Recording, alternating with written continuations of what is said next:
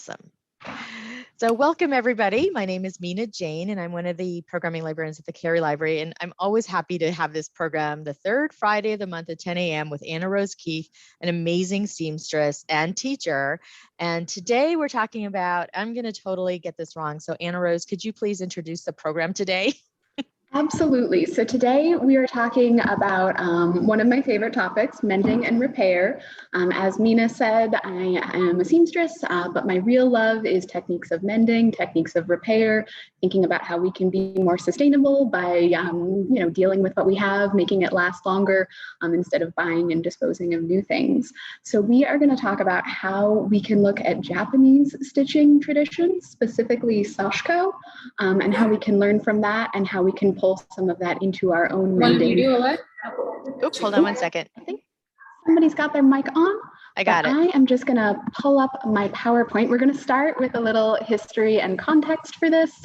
Then we're going to move into some demonstrations. I've got a hand camera so I can show you both the materials that I use for Sashiko inspired stitching, as well as some projects that I've done, and we can kind of just explore this as a technique. And then we will end the recording and maybe just have some free chat. We can talk about this. We can talk about whatever else you're working on right now, whatever else you're sort of thinking about. And just have some fun as a craft group. So I am going to share my screen. I've got a PowerPoint for you all.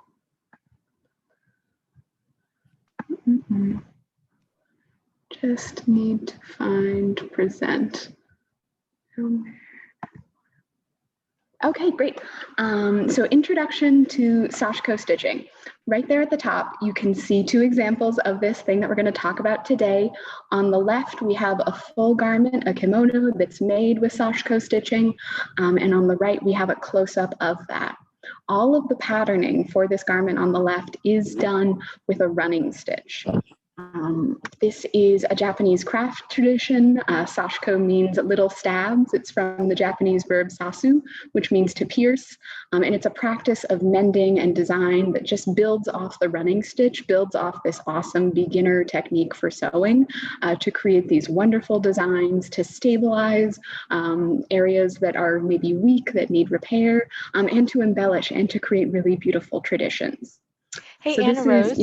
Yes. You have a like a thing at the top of your screen. It says like B and it has like mics and stuff. Is there any way to get rid of that? I can make it smaller. I know that. Oh, that's great. Thank you. That's it though, sorry. It's a quirk of my work computer.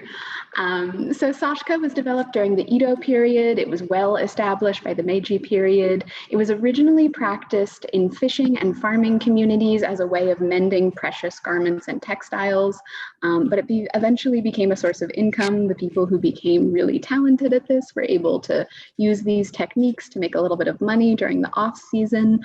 So when we talk about that, I want to just keep this in the back of our mind, that we're definitely admiring the beauty of this. We're thinking about like the wonderful things we could do with it, but it is born out of poverty. It is born out of rural necessity. So the people who developed this as a medium, they were cold. They needed to preserve the garments that they had. They needed to make them last longer. So as I sit here in my like warm sweater and my temperature controlled thing, I can both appreciate that I don't have to sort of experience that, the same thing they did, and appreciate this wonderful art form that they developed. Sashiko is traditionally done with white cotton thread on an indigo dyed background. We're going to look at some traditional indigo cloth and also how you can do Sashiko on denim, but often it's a looser woven cloth that you're working with. The smaller your yarns, the more tightly woven the cloth is, the more difficult it will be. So it's very purpose-oriented, which is why I like it. I just know the basics. I've done two, very short workshops, and if this is something that kind of sparks your creativity that you want to do more of, I encourage you to seek out a good Japanese teacher and take some workshops yourself. A lot of information about that is in Japanese, so working with someone who can sort of read that, who can tell you about these things is really helpful.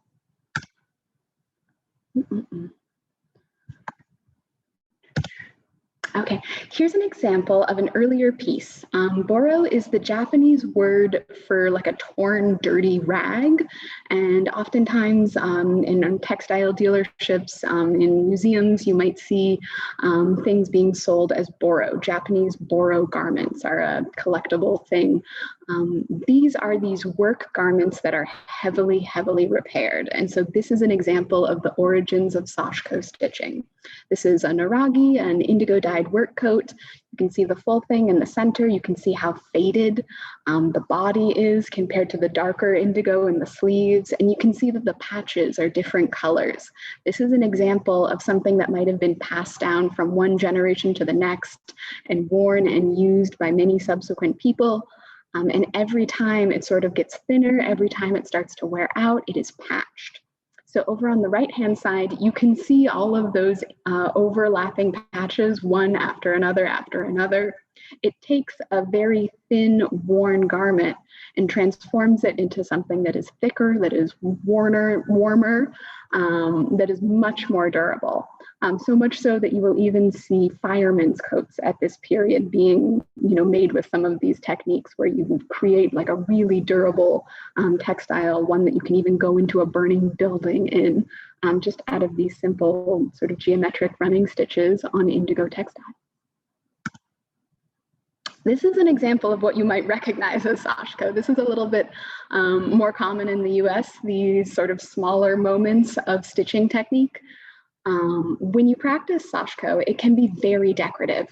It doesn't have to be straight lines of running stitches. In fact, quite often it's these repeating patterns, often interlocking circles or other motifs. In general, the stitch size should be about the size of a grain of rice. I've heard this mentioned that there were sumptuary laws that governed the amount of embellishment that could be on people's garments at this point in time in rural Japan. I don't know much about that, but I do know that the perfect Sashiko stitch is about the length of a grain of rice. And then the area in between stitches is going to be a little bit smaller than your stitch itself. This is not like an even, stitch on top, even stitch on bottom, even stitch on top. This is a slightly larger stitch on top, a slightly smaller stitch on bottom. One thing I want to demo for you later is knots versus no knots, because I know quite often that comes up in the Q&A session, whether or not we should start with a knot. So historically, no knots were used in Sashiko. Historically, the back of the garment should be as beautiful as the front. And so I'm sure I'm pronouncing this wrong, but kasane or overlay stitches can be used to avoid making a knot. So that I'm going to demo for you later, so I'm not going to describe it now. Over here on the right, you can see an example of a Sashiko pattern. In the top left picture, the one that's got the 1 down at the bottom, you can see that's just one row of running stitches kind of undulating across the textile. Then when you're done with that, you come back doing the exact same thing, just in reverse. And then you keep adding those rows of running stitches until down in the final frame, the one that has a 4 at the bottom, you've created this design of interlocking circles. And I think that's called shippo-tsunagi, 7 rings. So I've got a pillow that was made with that, but this example is another one that sort of reminds us of how Sashiko is really not about waste. So you're not, wasting your thread. You're not, stopping and making a giant stitch on the back where, you lose thread.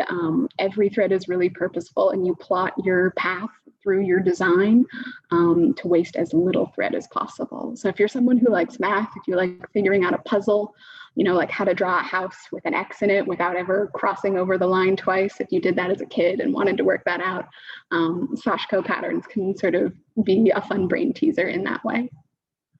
When you make Sashiko stitches, one reason I think this is great for beginners is because you make a bunch of stitches at once and then you pull your needle through. This is also really good if you're someone who's prone to carpal tunnel, kind of like me, because if you make every single stitch and you pull through every single time, you're just going to wind up with a sore arm, a sore wrist much faster than if you make, say, 5, 10 stitches and just pull through once. So this again comes out of Sashiko's rural origins. Time was money for the originators of this practice. We absolutely should not feel guilty for taking a couple stitches and going. It is faster and it is more authentic to the practice. One thing that is important is to use cotton thread if you're stitching on cotton. You want a similar material between your thread and your substrate. And the cotton thread I've got that I'll show you later is really highly twisted. That will also be impactful to your success. That will be a good match for Sashiko stitching. And unlike other forms of embroidery, you don't need a hoop. You just hold your textile and you adjust as you go. This makes it really easy. You can throw it in your bag, you can take it out kind of wherever you are, and there's less sort of need for setup. Now, I'm just going to check the chat very quickly before we move to the next slide.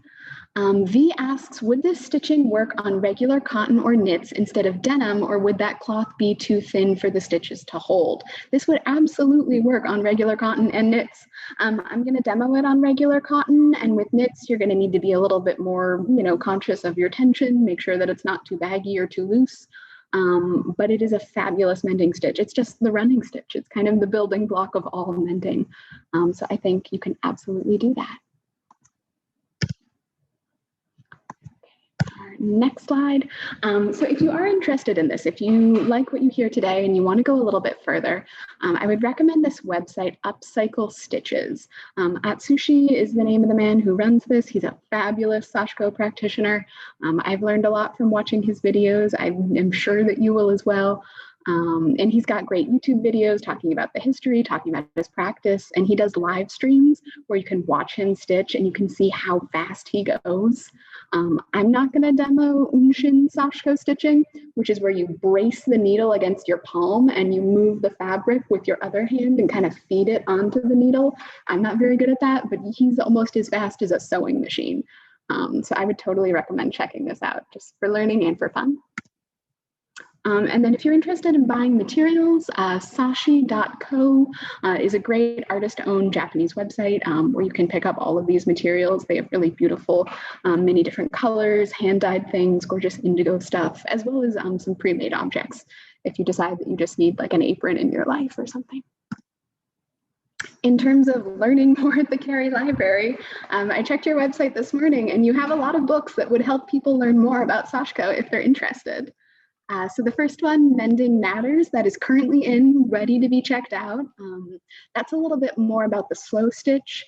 If you're less interested in going quickly and you kind of want to do more of like a meditative stitch practice where maybe you're thinking about, bigger things as you work and you use your stitching to sort of build off, large ideas as more of like a meditative thing, this would absolutely be the book for you. I've had a lot of fun with Jessica Marquez's Make Plus Mend. I think that's a great book for kids. It's got a lot of easy intro crafts. She's also got some dyeing practices, some shibori. If you're interested in that, this is a really fun book. I think that one's checked out, but you got it. And then the last one, the Ultimate Sashiko Source Book, is beautiful, even if you just want to look at the patterns. And it's also got all of their names in Japanese, which is cool. So you can Google them and sort of see more. It's not just the little one page, and then you're trying to figure out what's the name of this, but that's a good one too. So this is, I couldn't find the skirt this morning, so I put it in my PowerPoint, but this is what I made using Jessica Marquez's book. You can see you start with a grid. You're always thinking about the grid of your fabric. You're thinking about that warp and weft and how your geometric running stitches can intersect with that grid and just make the whole thing stronger. So I started with just a white chalk pencil and I made, I think it's a 1/4 inch lines. Every 1/4 inch, I put a white line on this skirt pocket. I was trying to repair the hole down at the bottom, but I thought I'd like the whole pocket to be done. So I just did the whole thing. And then I picked a pattern that I liked out of that Ultimate Sashiko pattern source book and did the entire pocket. It was pretty easy. You just start in one direction and work all of your stitches, and then you turn and you work in the other direction, all of your stitches. And it's really fun because as you work, this sort of complex pattern just emerges out of your sort of up, down, up, down, up, down, up, down rhythmic thing. You kind of just have to have faith in the pattern that if you do what it says, you should be doing, then this beautiful thing will emerge. And in this case, You know, I certainly could have corrected some of my stitch lengths, but it came out. That is my basic PowerPoint. I am going to stop sharing my screen. And Nina, if you could switch over to the hand camera, I want to show you guys some things up close.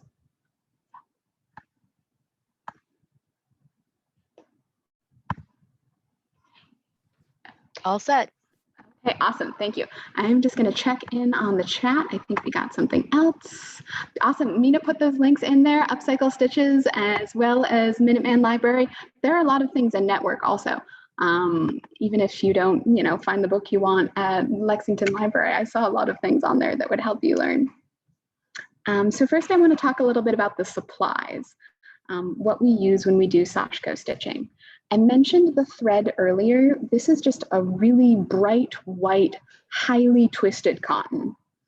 I do have some things that I've done where I worked with embroidery floss, but it's not a good sort of match for this. It's really slippery, and particularly if I want to work without knots, if I want to try that overlay stitch, that's the more, you know, traditional Sashiko method, it's hard to do with embroidery floss. It just doesn't work quite as well.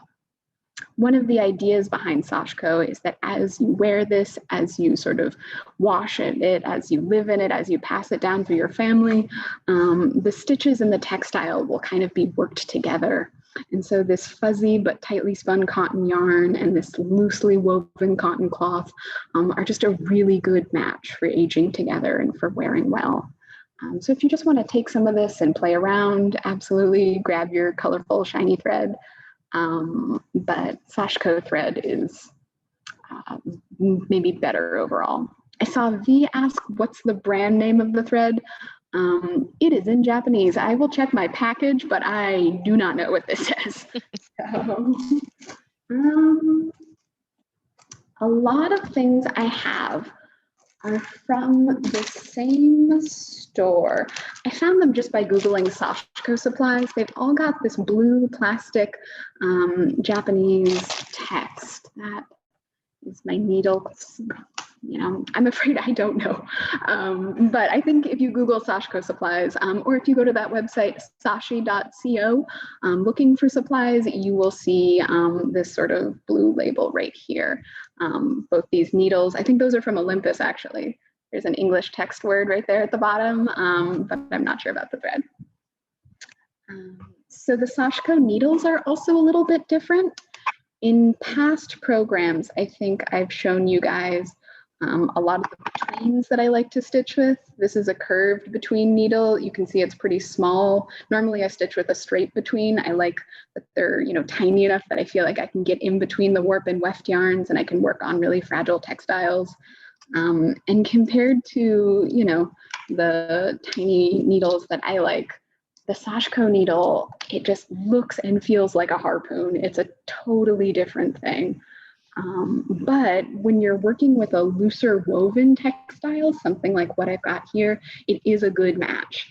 And the size of this needle allows you to put a lot of cloth on here, allows you to take a lot of those over-under stitches at once before you pull the needle through. So it is a much better match than my favorite tiny needles.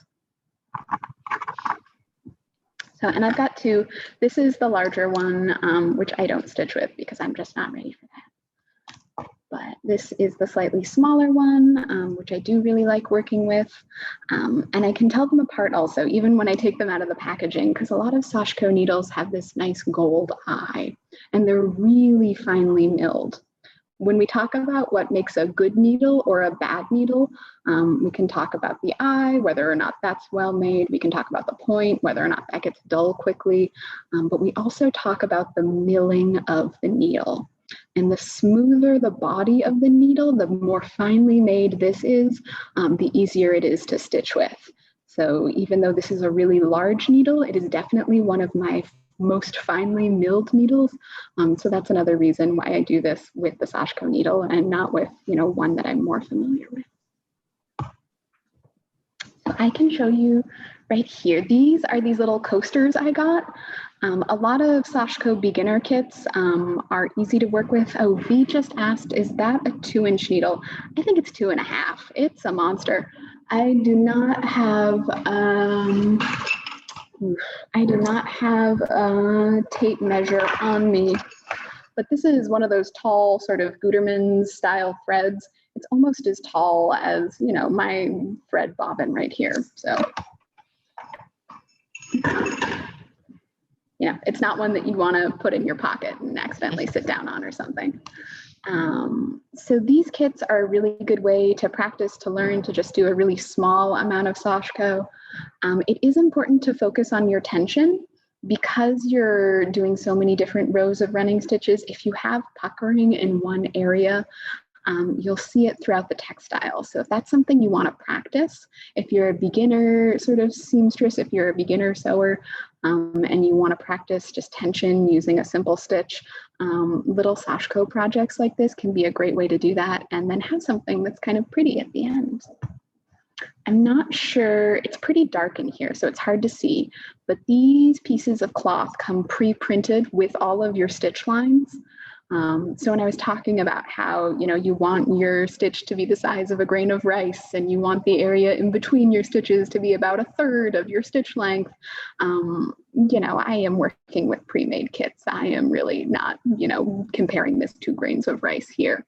Last time we had clementines, but I forgot to bring grains of rice this morning. I could have, but I didn't. And there are some times where you want to deviate from that. When you're making a curve, oftentimes you'll have your stitches be a little bit closer together.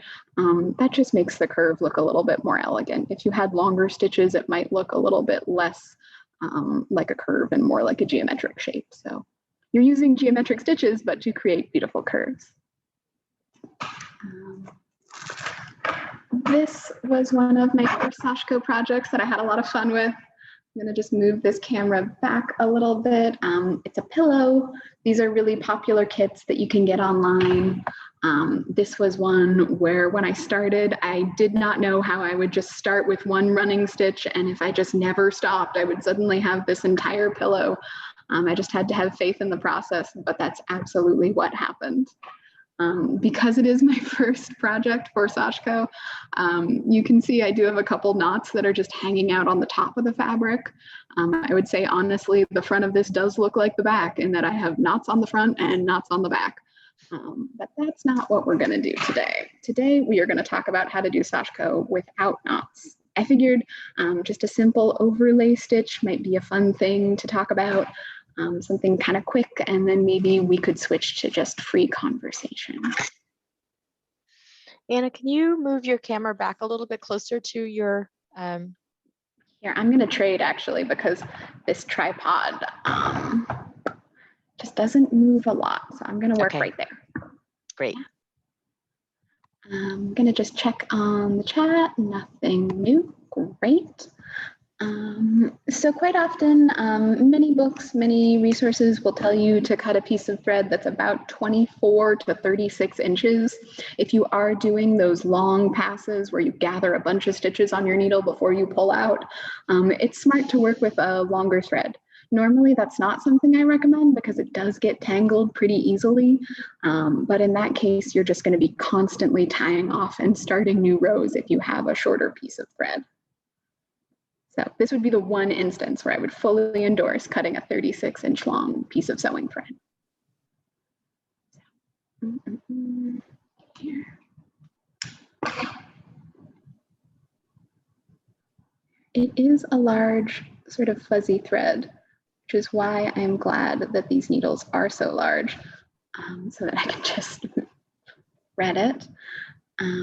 So what I've done right here, this is my Kasane stitch. This is 3 stitches in one direction away from my starting point, following the design of this Sashiko pattern. And then I turned around and made those same 3 stitches in the other direction and continued on my pattern. It doesn't add a lot of bulk when you're far away, particularly if you're working on a larger garment, something where someone's going to be standing 6 feet away from you. They're never going to notice this extra bulk, but you're going to wind up with a really flat, sort of no knot, elegant thing. There is a tail on the back. I'll cut that. You can see I did stitch through the tail when I was going back in the other direction just to add a little extra security. You don't have to do that, but I think it does help. So I'm just going to do this over here. I'm going to start, as if I wanted to stitch in this direction, as if I wanted to make this bottom line right here. But first, I'm going to go in the opposite direction, just with 3 little stitches. It's dark in here, so I'm having trouble seeing my pre-printed lines. And I'm just going to leave a giant tail. It's so much easier to cut your tail short than it is to, remake your stitches. So even though, I talked all that game about not wasting any yarn, I am going to leave kind of a long tail where I can make sure that even if I accidentally tug too hard, I'll still have some hanging out on the back of the fabric. So I am going to gather these 3 stitches onto my needle rather than stop and pull through each time. I'm just going to gather those 3 stitches. And as I said, some Sashiko masters have these palm sort of thimbles. I've got a lot of thimbles that I like to wear that just fit on my fingers. They have one that just sort of sits in the palm of their hand, and they'll brace the needle on that palm thimble and just feed the fabric on in the other direction. But I'm not doing that. Jane asks, is anyone else's sound off? Ooh, I hope it's not. This will be on YouTube. This will be on the Cary Library's YouTube page, along with other past craft projects. So if you are having trouble hearing, if it is not working out for you, hopefully we will have a version there with sound. So fingers crossed. And there we go. So I've got those 3. I'm going to grab a single yarn in my weave structure. This is a nice sort of loosely woven cotton. So I'm just going to try and grab 1 yarn right there, pop back up, and then go back in the other direction.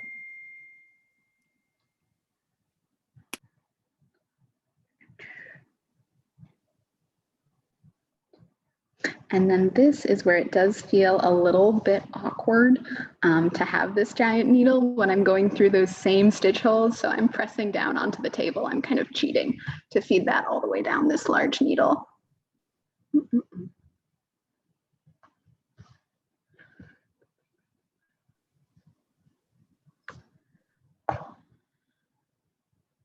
And I'm going to continue just in this direction here. Again, I am just going to feed this entire pass of stitches onto the needle, kind of just one at a time. You can see I'm moving the fabric almost as much as I'm moving the needle. And as I get better at this, I hope to move my needle even less and less and my fabric even more and more. That's kind of what makes this like the opposite of embroidery hoop style stitching, because there your fabric stays super taut in a hoop. Excuse me. V says, it seems like going back in the same thread hole would make it weaker and not stronger. What I'm looking to do is to kind of tie them together. So I hope that that's what will happen instead of making them weaker. But so that's my first pass. I'm just going to take a drink for a second and check back in on the chat to see if I have missed anything else. Okay, great. Yeah. So what I could do now that I've got this, I could sort of plot my path through here. One thing, I could jump under this element of the design. This is 2 interlocking squares, and start stitching over here, or I could sort of enter the design, switch to the other square, try and figure out how I could do this where I can hit every part of the design without ever having to make a large sort of stitch on the back to get to a new area. So I am just going to try that. I'm going to enter this other square, kind of doing the same thing. Come up on my first, oop, nope, there we go. I did one this morning to practice, and I just jumped from one area to the next. That is the opposite of what I wanted to do. Anna Rose, I have a quick Yes. question. Yes. So are you just showing us how to do the stitches right now? Would you normally put this on another, like something that you're trying to mend, and then you'd have double the? Absolutely. Let me switch over to pants actually instead. Because we have limited time, rather than that, I wanted to talk about how you could apply this to some projects. Oh, okay, Thank you thanks. for reminding me.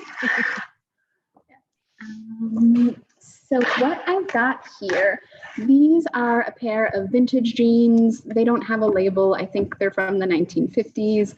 They've got that sort of side zipper and the little pearly buttons with the pockets hidden behind them. They're some of my favorites, but they are not new by any means. These are old pants.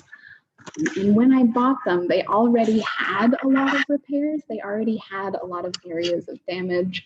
And I thought that made them kind of cool, these sort of farm pants. I bought them from someone who lived out in Minnesota. Who knows where they got them. But now that I've worn them a lot, now that I've, inherited these pants from somebody else and they're going on maybe their 70th year, my patches are getting weak.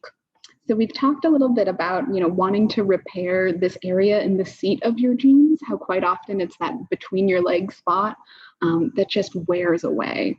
So here you can see in the original jeans, it wore away. And so the person who had these originally put a nice sturdy patch underneath, and then just used a sewing machine to make kind of zigzag stitches, long, big zigzags to secure the edges of this hole. And that worked really well for many years. I don't knock this as a repair. It was great. It probably, outlasted its original owner.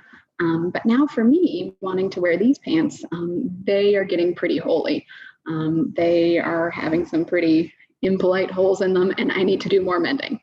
So this, I think, would be a great area for Sashiko, because I know that even if I repair the area that is currently damaged, this is probably going to get more damaged. This is something where the more I wear it, the more, this is going to continue to get worse. So even though I don't necessarily see a lot of wear in some of these corners, I really see it mostly focused in here.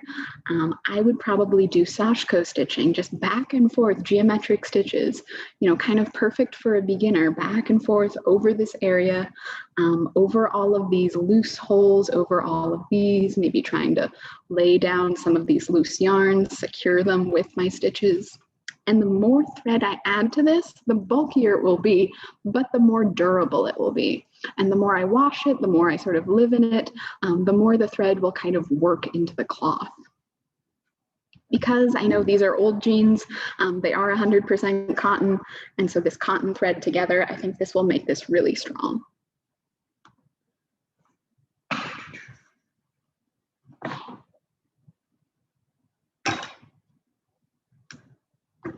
So what I would do in this case, I've already got this patch that this person put in, and I think this is kind of a really good outline. Quite often when I'm stitching, I know when we did darning, we talked about outlining the area you're darning with stitches before you work. Quite often I'll grab a chalk pencil or something else and just make sure I know what the boundaries of my repair are before I go in. So for this, I would use the boundaries of this patch, even though this is pretty large, even though this extends kind of far out into an area that really isn't damaged. I think doing the whole thing will just add more overall stability. And then I would probably do the same over here, even though again, the original damage is really just clustered in this one zone. So what that would look like.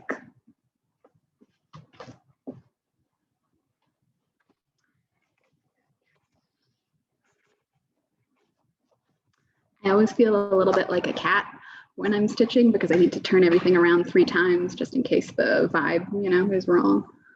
The same way my cat needs to spin around until they find the right sort of thing to sit in.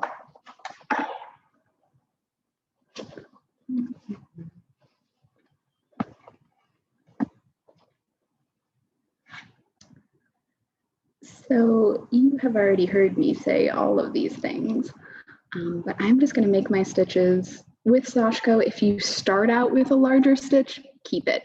Because I've got 2 layers of denim here, I can't make a very small stitch. In order to get this large needle through 2 layers of thick cloth, I've got to do a slightly larger stitch than I was doing on a single layer of lightweight cotton cloth.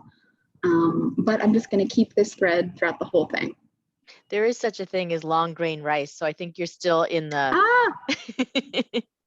Perfect. I was trying to remember what I had in my pantry to be like, if I grab, like arborio or jasmine instead of, whatever I'm supposed to grab, will I be leading these nice people wrong with the wrong type of rice? So V asks, if you used regular cotton sewing thread, would it just not be as strong? Yeah, it wouldn't be as strong. It would be hard to do, or it would be a little bit more slippery. Regular cotton sewing thread often has a finish on it. You can get it unfinished, and I think if you wanted to use regular cotton sewing thread, it would definitely be better to buy an unfinished. There's a thread you can buy at Joann Fabrics that's meant for top stitching denim. It's a little bit heavier, it's cotton, it comes in that kind of characteristic gold, as well as sort of white and black and blue, and I think that would be a really good match for Sashiko if you're looking for something that you could find, at a local store.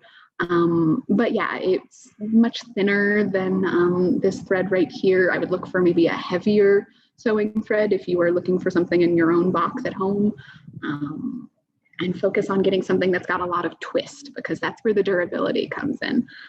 That's what makes it appropriate for mending instead of just decorative embroidery. And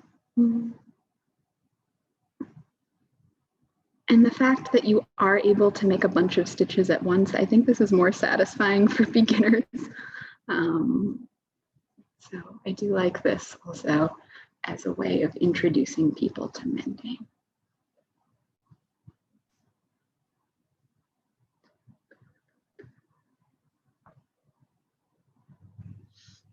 Do we have any other questions while Anna Rose is sewing? I think we could probably also maybe stop recording, because I have said all that I'm going to say. At this point, it's just watching me in some old pants. So, got it. Okay. Yeah. Well, thank you so much for that. I will stop the recording and we can just have a discussion.